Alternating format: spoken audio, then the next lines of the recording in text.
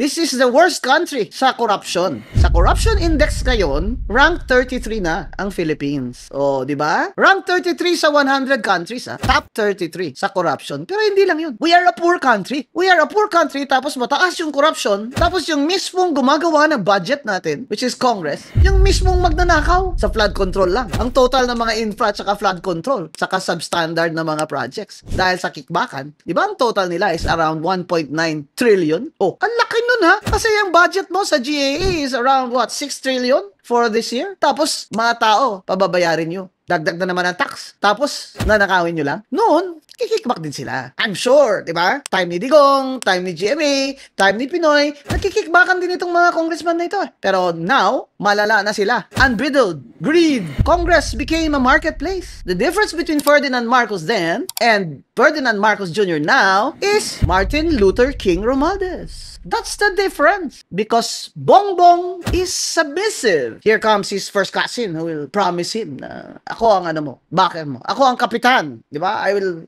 be your whip. O, di ba? So, that's the scenario. Happy naman si Bongbong because he doesn't have to lift a finger. Ang karakitan, ginawa na ni Martin Luther King. Kasama, of course, si Saldico at lahat ng mga congressman dyan at congresswomen na mga korap. Wala kayong hiya. They don't care if you are hungry. They don't care if the poor do not get healthcare. 14 million Filipino families are hungry. They talk about giving away all these funds as if it's theirs. Diba? Kita nyo naman si Martin, no? Bongga pa. Yung parang...